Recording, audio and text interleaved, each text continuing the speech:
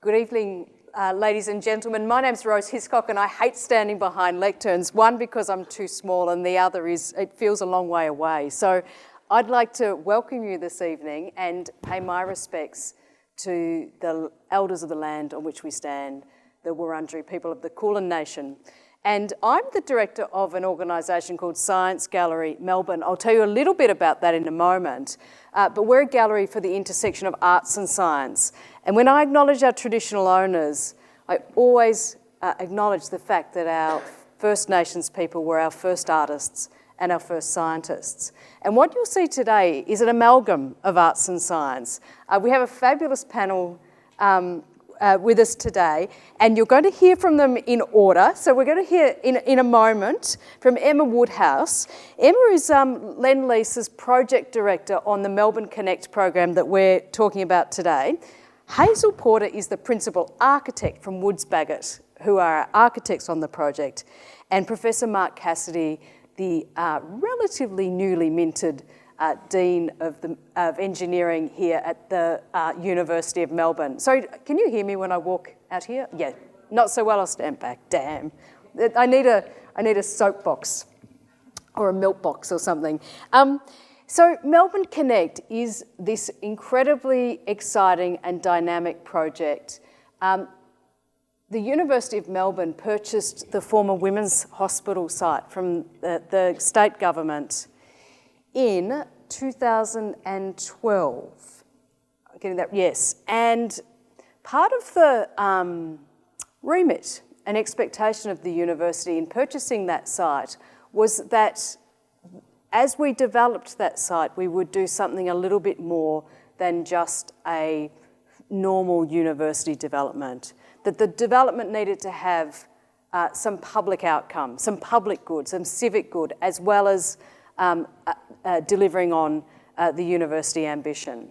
And so what we're going to do today is walk you through what we're doing on that site and give you a sense of our future.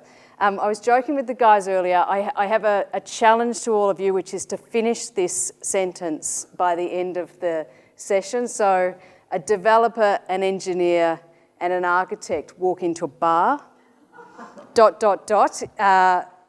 Gold star for the person who comes up with the best answer, or if anyone wants to crack at it now, go for it. Hazel's opening bid was, and the bar was dry in 5 minutes. And the way we're going to work this through is we'll talk to you, each of the component parts of Melbourne Connect. We'll give you a brief presentation on each of those, and then we'll have a Q&A with our panel and an opportunity for you to ask questions. We'll run to time, we'll keep it to an hour, and we'll keep it pretty snappy and very, very visual.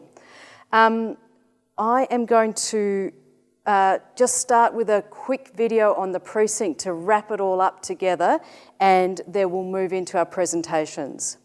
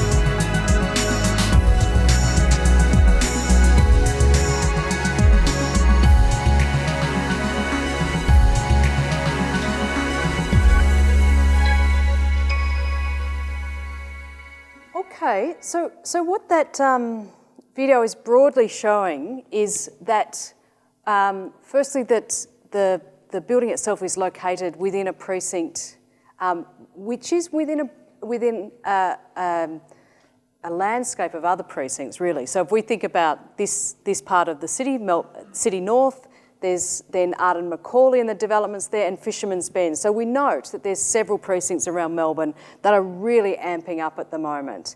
But for us, we're an ecosystem as well. So it's not just a building, it's a building of component parts.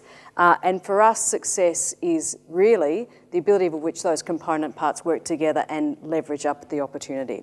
So to give you a sense of what that opportunity is and how we're looking at it, let's hear from our speakers. That's you. So we'll start with Emma Woodhouse. So Emma, as I mentioned, is our development partner on this project. Emma is with Lend-Lease and has been with us right through from the start of this project. I'm going to ask some curly questions of Emma later, but for now, you have the microphone, Emma. Thank you, Rose. Let's check it's on. So, good evening, everybody.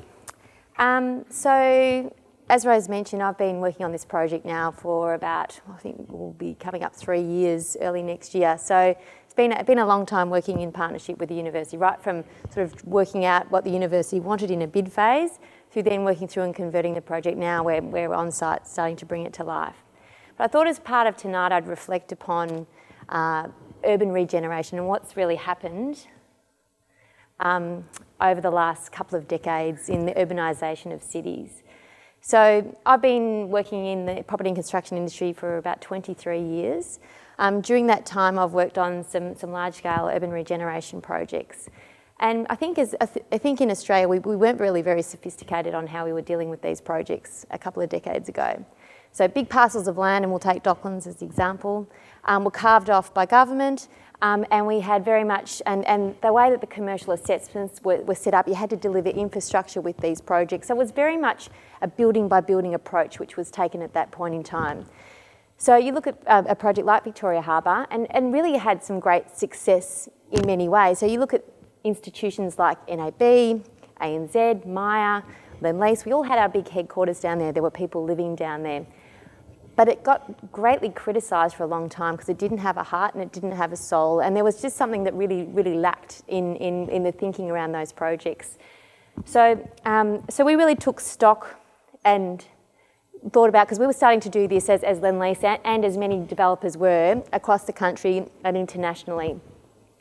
And what we had to become more sophisticated as developers and realise that we had a responsibility to create social infrastructure and to create and to really curate place. We couldn't just rely on big beautiful buildings. Some fabulous architects would do an amazing building and you'd mark it almost one by one. We had to do something to bring them all together. So these are just some examples of the journey we went on, where we started to really invest in the future of our places, to create hubs where people could come together and create these environments where there would be collaboration. But it still didn't have that overarching governance structure to really make things greater than the sum of their parts. So we have all these fabulous, entities that are in these environments, but again, they didn't have a forum to come and discuss what was working about the place, what wasn't working about the place, how they could share ideas, and how they could take things into the future with challenges that they individually had. So, that governance structure still wasn't really part of what they were doing. So, but these sort of social infrastructure projects were starting to really be the next stage of being able to provide that. So where we're at now in that next evolution is that the world is just changing more quickly than we can ever have thought about. We're in an environment where we're constantly saying, you just can't believe things have happened. You can't believe that Trump's the president. You can't believe how many prime ministers that we've had. You can't believe that, with all the technology, that print media is becoming obsolete. The sharing economy, Uber and, all those different things that we would never have thought of that sharing economy would happen. So our role as developers is also changing, and what our customers' needs are changing too. People don't necessarily want to have buildings where they're in the confines of their walls. They know they need to be co-located in places where they can be with entrepreneurs and researchers, that they need to have diversity of thought to be able to make their businesses progress into the future, or they're going to be left behind.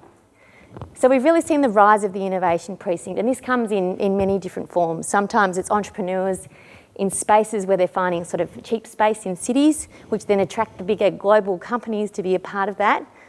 Or we have more of a very purposeful project, which is like what we're doing at Melbourne Connect. We're really creating spaces which are all about collaborating and to facilitate and curate those different minds coming together so that they're places for the future. So Melbourne Connect, and as Rose mentioned, this is an ecosystem as a part of a much bigger ecosystem that we will create. But this will be about putting on show and being able to provide, working with our architects and all of our teams, the university, very purposeful places where people can be in an environment where they can collaborate, where innovation will be much more rapid because it'll have that, have that co-location in such close proximity. You're not going from building to building. You're in a space where you're constantly in an environment where you wouldn't normally be. From a corporate perspective, you can't help but thinking the same way when you go to your same office every day. But if you're taken out of that space and taken into a different environment, it opens your mind up to thinking differently. And so that's what this really is all about for this project. So I see this innovation precinct thinking is really the next evolution of our urban regeneration precinct. So we're going to breathe life into a precinct that's pretty much has been dormant for about 10 years when it's formerly used as a Royal Women's Hospital site. But it's not just about the built form, it's about the ecosystem that we'll put into these buildings that it's going to be really what's going to make it successful. So we talk about the anatomy of innovation. So these are the 4 things that we talk to, and really as developers, previously we'd focused on the hardware, we'd focused on the amenity, it has to be a great place, great shops, access to transport.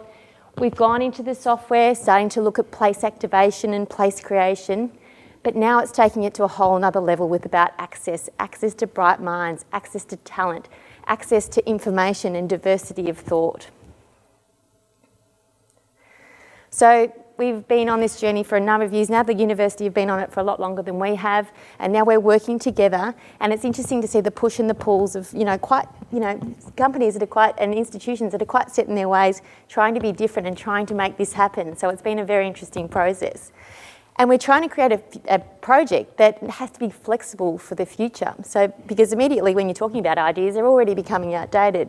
So very important that we have spaces that we create will take us into the future and allow the next generation of what's going to happen to evolve. Thank you. Great. Thanks, Emma.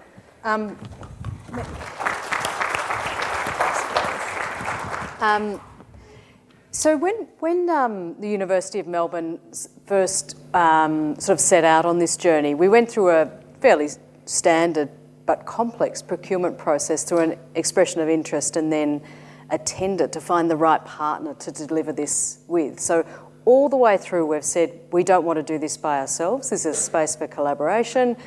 This is a space for interdisciplinarity.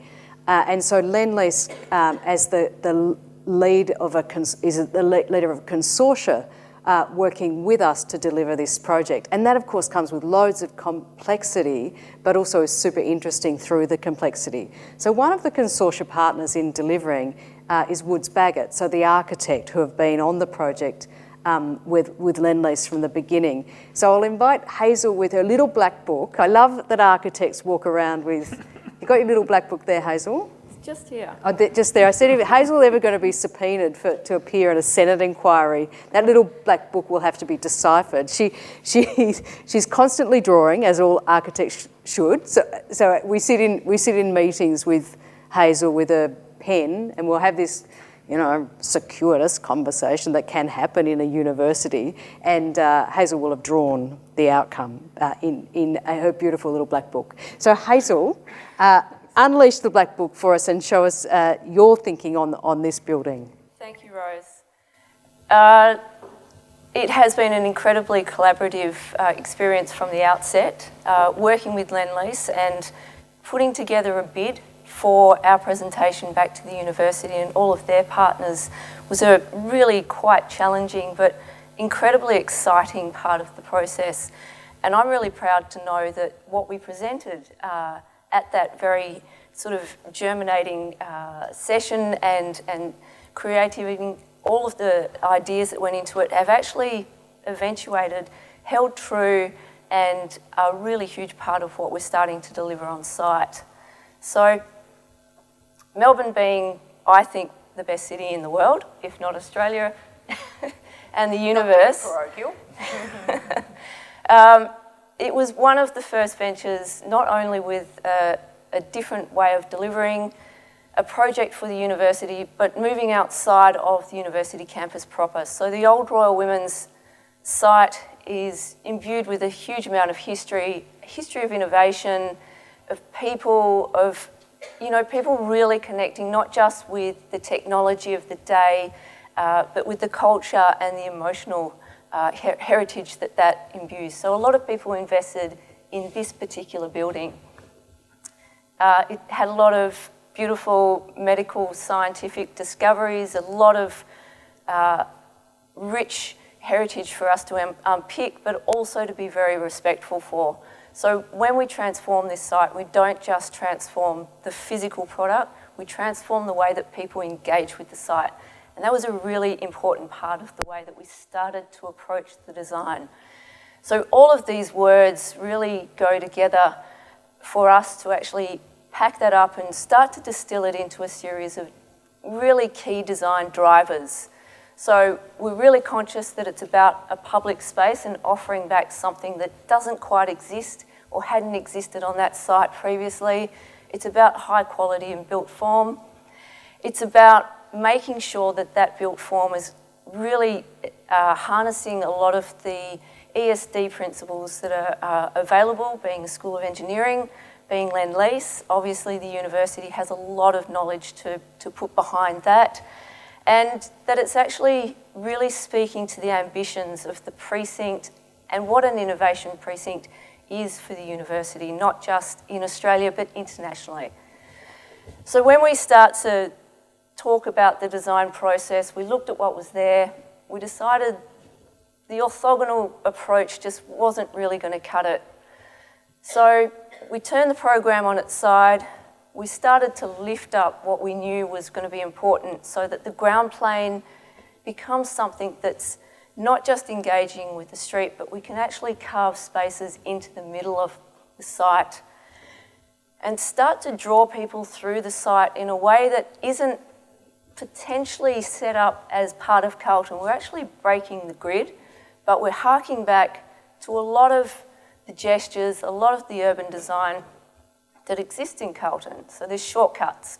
Basically, we wanted to go from one end of the site to the other, cross paths with no stairs, universally accessible, and we're using the middle space to actually do that. So there's the ecology of all of the program that goes into that. So there's student accommodation for researchers coming to the site, there's fab labs, there's science gallery, there's a School of Engineering, there's industry partners, there's childcare, there's a lot going on here. So our challenge was always to put all of that together in a way that really makes sense, and it actually makes a space that people want to come to. So flicking through the program, we're starting to build up a legibility of all the components going together and how that really starts to orchestrate itself, not only on the street, but inside, in that interior ocular space, but also then inside the buildings itself. This is the master plan that has evolved over time and has an enormous amount of program going on. Grattan Street is purely devoted to the science gallery. The corner of Swanston and Grattan has a huge big window that's all about display. There's the Fab Lab that addresses the university back up to Swanston Street. There's a plaza that's going to connect across the road at a ped crossing. There's the childcare up towards the north, which interfaces with the dental hospital, and then there's the residential component on Cardigan Street, which really connects back a little bit further and more integrated and a bit more appropriate to Carlton residential. It's a bit of an ant farm. Horizontally, vertically, everything is connected. So the idea was that you could see everything from everywhere, and a huge part of that was the idea of this superfloor. So the superfloor is actually part of the geometry of the ocular space. So it's elevated, it's kind of a bit of a cross between a library and a Qantas club, say for instance, where everybody who's coming to the site, occupying, working, visiting, can come to camp down for a day or so, bump into people, have a conference, do a hackathon, grab a coffee, have a meeting with your supervisor for your PhD. So all of that's facilitated by the geometry, and it actually physically connects all of the buildings. It's just an example of what it might look like and how the facades are also actually really engaging with that space. We've got a great light well that goes down into some of the lower spaces of the Science Gallery. There's the School of Engineering above. There's connectivity everywhere you look. A typical day in the life of anybody who wants to come to this place and bump into anyone, superfloor is a really important part of that journey. Being in the space, there's obviously lots of opportunity for landscaping as well, and we've worked really closely with Aspect Studios to create and hopefully at the moment, going through all of the delivery, we're going to use some of the bricks that actually came from the Royal Women's Hospital as well. So there's a real tangible and material connection, not only to what was there, but also back to the Colton. So you might be asking, how does all of this actually work to be a space that I want to go to as a human? How do we reduce it? How do we actually make it engaging? So we came up with a few devices, one of them being using bricks. Colton is of the brick, and the brick has a real sense of scale, and we decided to really work with the bricks. And the bricks are part of our innovative offering as designers. So we started to do a few concepts where we use the silhouette of Colton, we bring that into the streetscape and start to map that, abstract it, and use it along some of those big elevations on the street fronts. So then we get into the brickwork itself and we start to draw it in 2D, we model it in 3D, we start to change it up, put in the pixelation that we know is going to be there, we print it in 3D in the studio, and then we start making it on site. And this was a really exciting site visit for me last week. This is prototyping. Getting all of that to actually exist here is a really exciting part of it. So another portion of it, and here's some of the amazing views that we're going to get into the Science Gallery.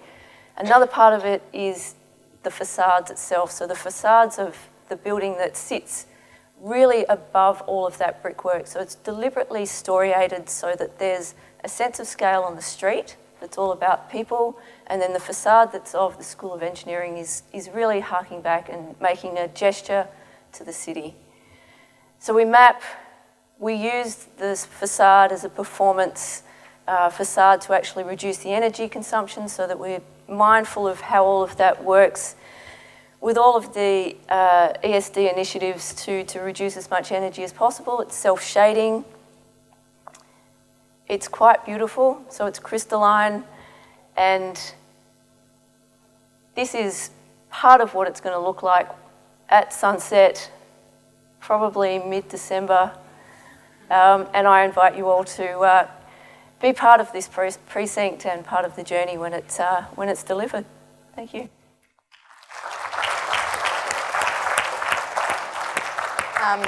Thank you, Hazel. I should have asked up front, and it depends on whether you're comfortable doing this, but was anyone born in this hospital, or had children or nieces or nephews, or so it is a building that people have a strong attachment to, or a site. Maybe not so much a building, but the site people definitely feel strongly attached to. So my job is to bring it to life. And we don't want to just build a monolith. We want to build a site that's really, really active. And we want to do it in a way that breaks down some of the barriers between the public domain and the university. You know, there was a time when there was a fence, to keep people out of the university. That is, of course, we now talk about porosity and how to invite people in. And so we made a decision to do something difficult, which is to inspire the young visitors, or young people, 15 to 25 years old, into the STEM disciplines. And I say it's difficult to do because, as you would know, for those of you who have teenagers through to young people in your lives, inspiring kids and teenagers into visiting cultural attractions or to museums or galleries is not the easiest thing. So our job is to do so. Why are we doing it? You would have known you would know the statistics. More than 70% of the future jobs are projected to be in the STEM disciplines. Only 16% of the STEM qualified workforce are women, and only 6% of girls are doing advanced maths. You know, the great thing about this panel today is that we're 3/4 female, which is unusual in the STEM disciplines, but something we're really we're strongly committed to in what we're doing. So Science Gallery is part of an international network of galleries, all dedicated to inspiring young people into the sciences and into the arts through the collision of art and science. And we do that through content and exhibitions and programs that are intentionally very edgy and quite confronting. We develop our topics through think tanks. We embed young people in every aspect of our program, not just as a focus group, but they work alongside us, they work with us, they roll their eyes at us, they yawn, they build, they work to develop our programs. So I should have mentioned, our network started in Dublin in 2008, and we're building these galleries simultaneously around the world. So our gallery, if anyone's in London in the next little bit of time, that's our London gallery that's just opened. We're all associated with universities, so this is the London gallery is at King's College, and has just opened with an exhibition called Hooked, which is on the theme of addiction. So we choose topics that we know matter to young people. We're also building galleries in Bangalore, in Detroit, in Venice, and the University of Melbourne bid for the Australian rights to build one of these galleries here in Colton. We work in a really unusual way, which is that we're ground up in everything we do. Nothing's top down, so all of our themes, exhibitions, content, installations, programs, all through open source, all through conversations, all through think tanks. We curate that and we develop exhibitions. We've just finished a show on the theme of perfection. It came through a conversation with young people about what they care about, and we talked about perfection from the lens of maths and physics, ecologies, but then of course body image and the pressures on young people to be perfect, how to create your perfect self in a digital world. Here's just a couple of slides. Did anyone see the Perfection show? It was in a few hands, great, in the Melbourne School of Design. The image on your left is Harmony, the sex robot who opened the exhibition. Harmony was developed in California, and she has a really sophisticated AI behind her and is deeply charming. Part of our story is also that you see the young people with the T-shirts on, the Science Gallery T-shirts here. Any visit to our gallery involves meeting a young person who is a student, mainly at this university, some not, who have a conversation with you about what you're about to see. And what we find is that's the most transformative thing we can do with other young people, to meet another young person who is inspiring. We also do public installations and pop-ups. We popped up on the steps of the State Library with a massive research project called the Biometric Mirror, which was a combination between the Melbourne School of Engineering and Science Gallery, doing a public experiment on people's responses to having an AI make a whole bunch of assumptions about you: age, gender, responsibility, weirdness, attractiveness. And we were looking at reading those informations through a computer and then spitting that back to people and having a conversation about what that means. Why are we doing it? Well, we are, of course, capturing all that kind of information, or you're having it captured as you walk into a shopping centre. What's happening to that data? Do you care about it? What decisions are being made? They're the conversations we want to have. This show, just in terms of, so I mentioned that's a hard demographic to motivate and get into gallery spaces, that young age group. I won't read these out, but you get a sense of the stats there. What I think is, of these statistics, is actually the one I'm most interested in is this: for nearly 30%, the visit to the gallery inspired them to consider a career in science. If we can move that dial through a visit to our gallery, then we've achieved on our remit. And so now to the building itself, a couple of renders of what we're doing internally. We want to do something quite unusual, believe it or not, which is to, so the space there will be nothing precious about it. We are not talking a white box or a black box. We're talking about a modular building with fluoro, with that floor is galvanised iron, it's metallic, it's magnetic. We will change out the floor. So you might come in and the show might be all AstroTurf, the next one's pink shag pile. So it's entirely modular and changeable. It's part library, part exhibition, part shopping mall, part gallery, part lounge room. So really for us, we care deeply about breaking rules and doing it alongside our audience. So the gallery will form the corner of Melbourne Connect. One of the great things about this university is its ambition. And when I arrived, I said, if we're going to do this, let's do it properly. Let's take the corner and do something very public in that space about STEM and about the future talent. So that's the Science Gallery journey. We're in pop-up mode. We'll have a show on the theme of disposable. So we're looking at sustainability and sustainable practice next year. And then we open in the gallery in 2020, loosely on the theme of something around mental health, again through talking to our audiences. We know that matters.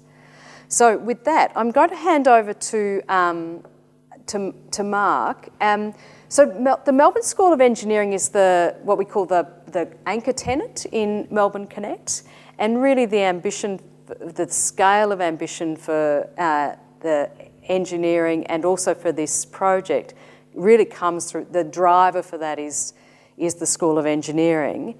The thing we should note though is, so engineering is an anchor tenant, the gallery's an anchor tenant, but alongside us will be commercial partners. So we're looking for tenants, particularly who have an interest in data science and in problem solving and in co-locating their researchers with us, so taking commercial tenancies, and also beyond that, we're looking at a co-working partner who run a co-working space. So it will be a vibrant centre. But to hear a little bit about their ambition for engineering, let's hand over to Mark.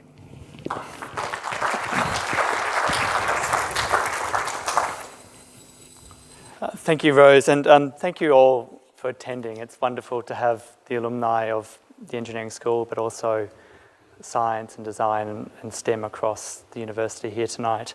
I might take the chance to finish the joke, or at least have a second crack at it. So a designer, an architect, an engineer walk into a bar.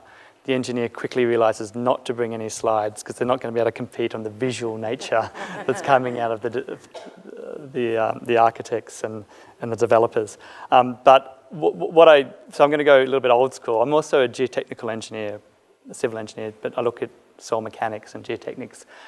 So I've actually been on site and can tell you the most exciting bit's already happened. The piles have gone in. They were absolutely fascinating. But I also should say that for us and for my geotechnical colleagues at the University of Melbourne, we've actually put water pipes through the piles, and this is to allow for geothermal cooling of the building. And particularly for us, it's a sort of a live research project, a field research project, because we can put sensors in to change these piles, these water pumps as they go to test the site and hopefully create an industry for this in Melbourne. So what I thought I would talk today about in my old school style is where this fits into the School of Engineering in the University of Melbourne.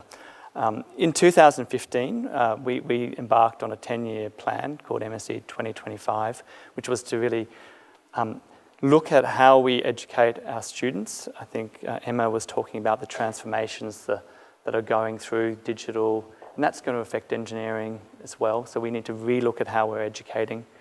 We wanted to become much more engaged with the community. We see our role is to transform the lives of our students, but also transform the community that we serve. But we'd also need to scale up and become a lot larger in our intake of students and in our professional staff.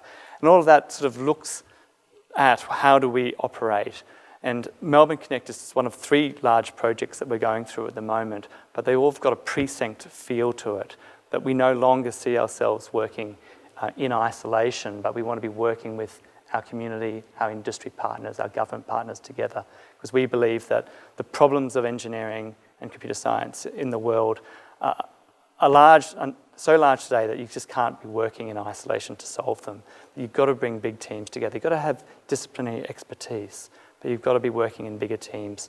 We need to know what the problems are for industry, what they're going through, and we need to be able to help them with our expertise in solving it. And we also believe that that inspires our students that we're teaching. And I think, as you can see by the visuals that were shown today, that Melbourne Connect is really part of that. We could have just gone out and built ourselves a building and continued to live in it, but why wouldn't you want to live in a community like this? It's an ecosystem that we're just going to be part of. We don't see this as our building, we're just a tenant, but we're part of an ecosystem that's being developed. It's going to have entrepreneurial training systems, programs, it's going to have science gallery, it's going to have large multinationals, it will have small startups and all coming together to solve some of these big problems. But for us, we're going to put 1,100 academics and students in the building. So it's a sizable amount of our faculty will move in.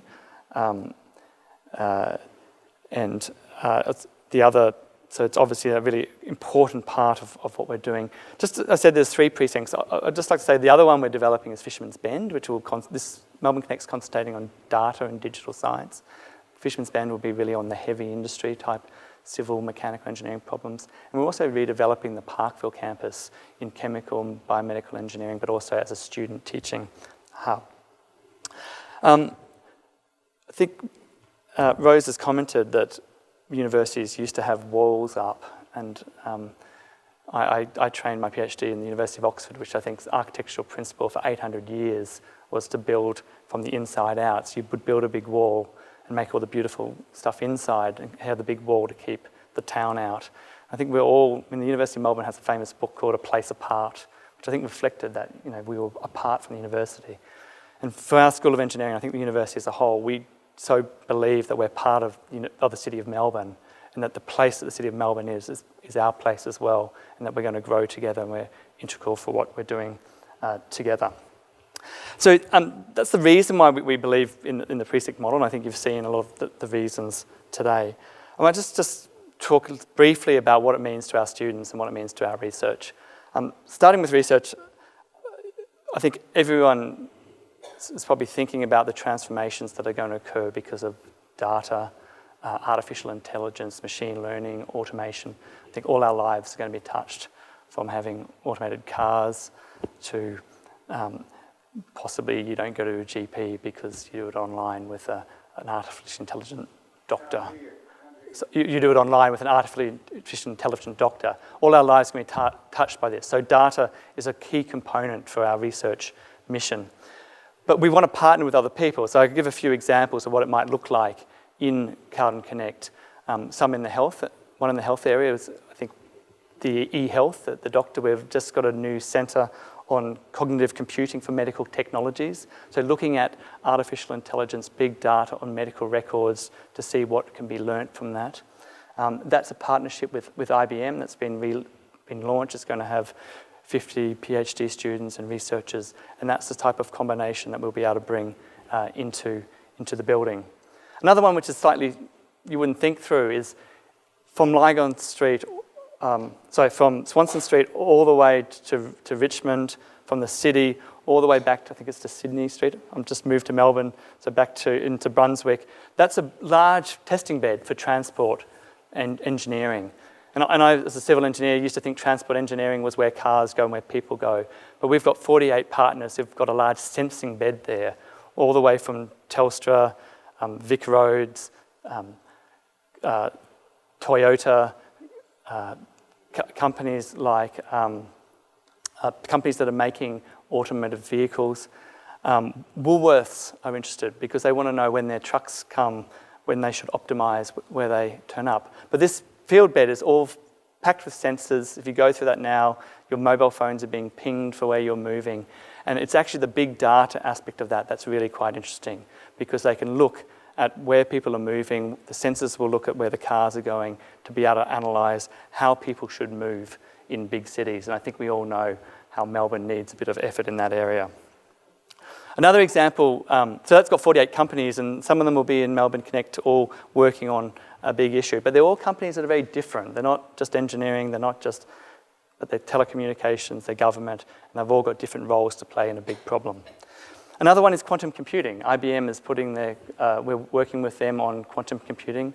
So this is where a normal computer can tell whether it's a 1 or a 0, it's a binary on or off. Quantum computing is, well, it could be a 1, could be a 0. We don't really know what it is until we measure it, and then you've got to look at it all in a probability space. And so IBM have actually developed a quantum computer, and we're working with them on developing the software and bringing other companies in around Australia to train them on how to use quantum computers. Another example of how we need to be working with industry, because we can't build our own quantum computer, but we can work with others in doing that. I'd also like to say it's not just about research, it's about student experience. Our students are really looking for the applications of their learnings. We can teach them underpinning science and engineering, but how do they apply it? They were looking for real problems. One good example of what we do is the Endeavour exhibition. This is where we've displayed 130 student projects. We put it on the South Lawn here at the University of Melbourne. So our students go through a design, an analysis, and then a construction of a prototype of problems, and they're normally based with industry. For instance, this year, some of our students learned how ripe is a watermelon. We all know that you knock on a watermelon to how ripe it is, but they've got it now. They can show by taking a photo and analysing the data with an artificial intelligence behind it, that by looking at the pixels that they can tell better than a knock-knock test about whether it's ripe. And they're working with a Queensland water farm grower, because they want to basically put some cameras on drones, or maybe just on a trestle that goes along, just to take photos to be able to determine when they should pick these watermelons.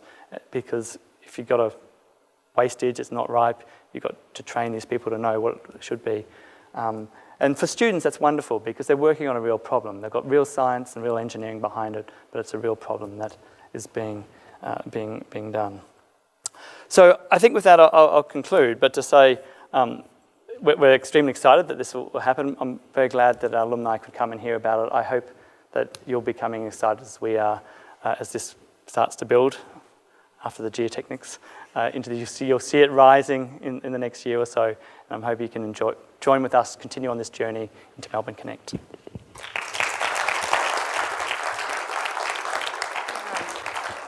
All right, thank you, Mark. So what we're going to do here, we'll have a Q&A. However, we've just to keep you and us to time, I'm going to involve you guys at the start of the Q&A rather than you have to hold back and wait. So if anyone, I'll set off with a question, but as we go, if anyone has a question, I don't want you to miss out. So shoot your hand up early and I'll integrate you into the conversation. But I want to start with the panel, and we talk a lot about, firstly, just one thing, for any of you that have daughters, nieces, goddaughters, neighbours in your lives, which many of you I'm sure do have, knowing the barriers to particularly girls in engineering, listening to Mark talk about the kinds of things we're doing, it's extraordinary and fantastic. And we know that one of the barriers to girls participating in STEM is they don't perceive the STEM disciplines as creative, when in fact for all of you in the room who are alum and many of you engineers and architects, you know it is an inherently creative profession. And in fact, if you want to offend a scientist, the thing to say is that it's not creative. So we need to embed creativity and the perception of creativity, I think, into these disciplines. But that's my little soapbox moment. So we talk a lot about interdisciplinary practice, and I just want to get a comment from each of you about the importance of discipline expertise, but also this cross-fertilisation of different disciplines in your sectors. So can I maybe just get a comment from each of you about how you're starting to see the emergence of interdisciplinary thinking in practice? So maybe Mark, to you, yeah. Yeah, I'm getting back to this transport testing site we had, and I went down there this afternoon because they launched, I think it's the world's first autonomous electric car that'll be on the streets. So this car's going to be driving around this test bed, so watch out. I nearly bought a car. It got offered to me, but I didn't buy the whole car. I only bought, well, I didn't buy it, but I was about to buy it for our students. Was just the wheels and the engineering and the data that drives it, but not the top bit. Because what this company was very interested in, they're really a design company. They weren't actually interested in what I would always think of autonomous cars as being, which is the algorithms that can tell when there's a dog or a person, and you stop the car, and you can, what I would see as traditional engineering and computer programming. They were really a design company to make this thing functional, beautiful, purposeful. And we're looking to employ anyone from any disciplines who can bring a design focus to it. And it sort of made me realise for our students how much we need to mix interdisciplinary.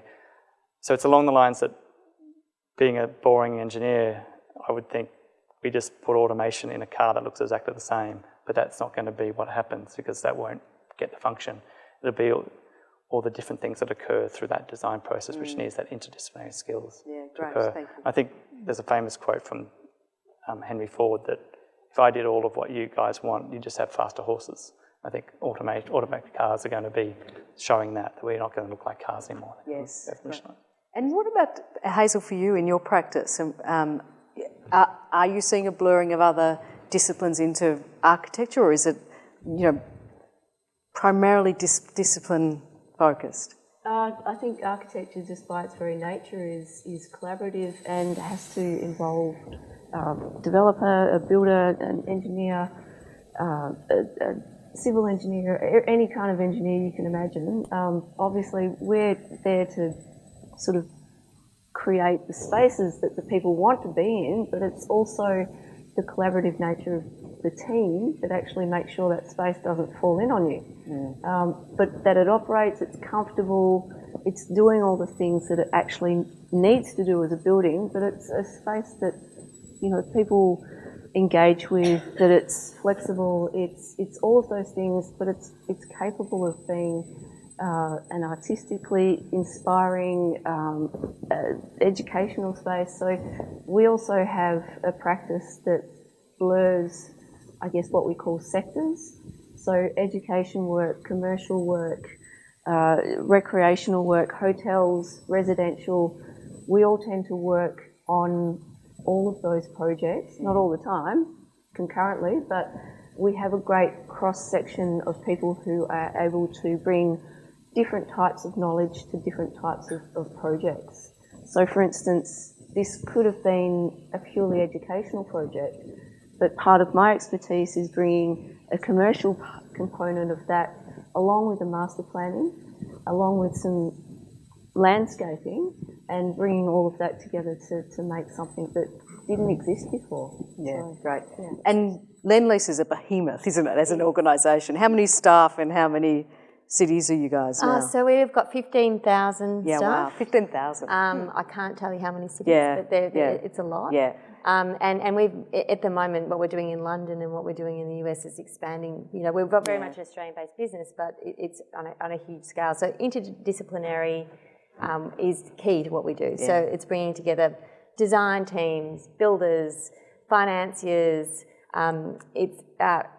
all the different components, the development thinking, the vision, it's all of those elements. That's what we kind of have to curate to bring projects to life and to make them successful. So, but I look at recently our team that worked on the project specifically in our development team. And we had very different backgrounds even in our team. So one of my colleagues, she used to be a lawyer. One of my other colleagues is more from an urban planning background. One used to be a structural engineer. I came through a building background and worked in development for a long time.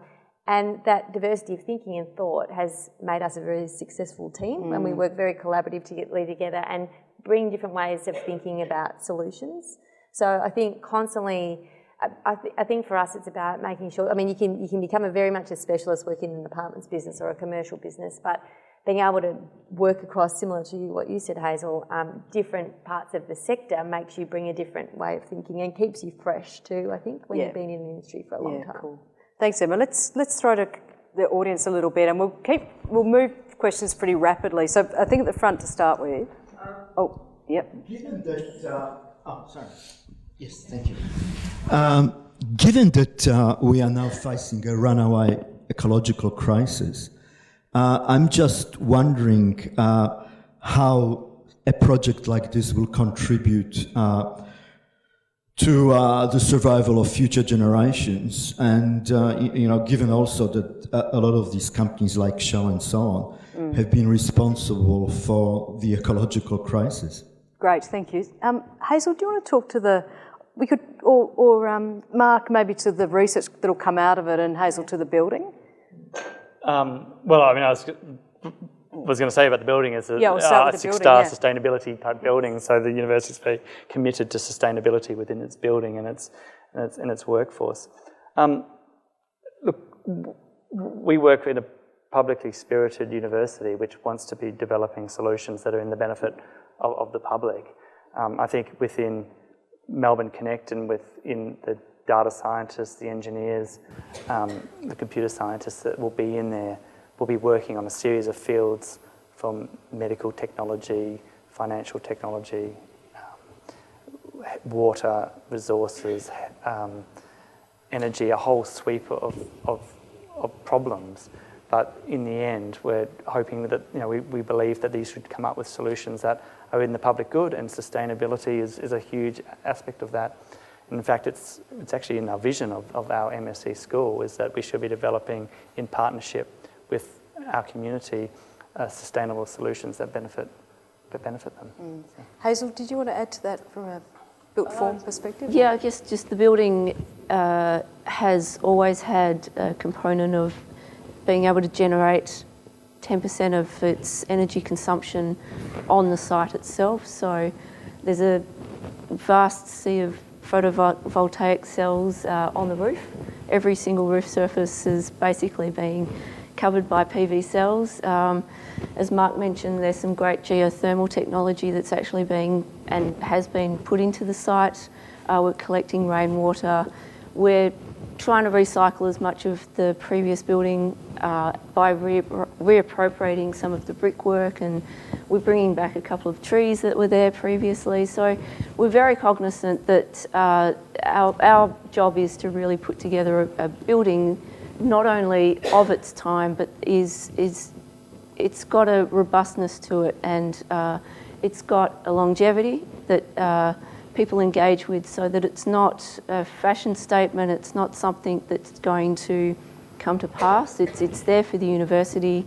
It's a building that is part of the campus now and part of an evolution and a culture of learning. Thanks, Hazel. Yeah, here. Hi, I'm curious about the elements of the building that are going to foster innovation and collaboration.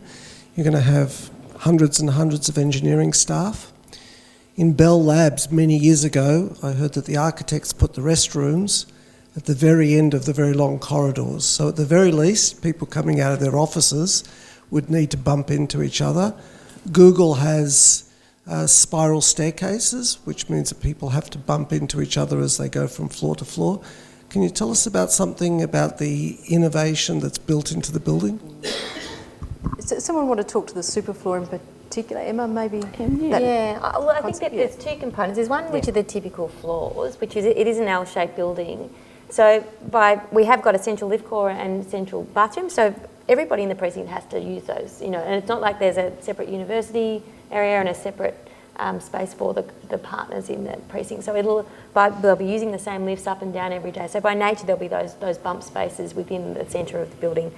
But the superfloor is really the honeypot of the precinct. This is about drawing people out of their spaces and going to work as a second space. It's about, meeting with people, and it'll be a highly curated space with events and programming.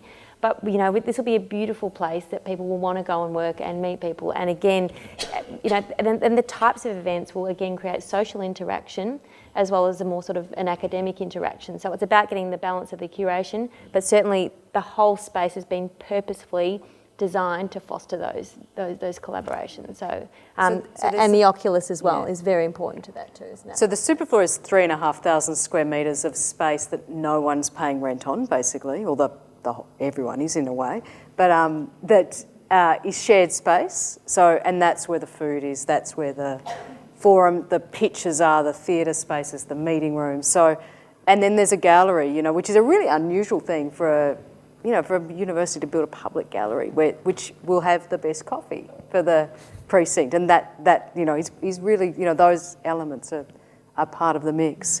There's a question at the back, and I know there's one across to the right, I'll take two more, folks, and then we'll wrap. Thank you. Larry Quick from Resilient Futures.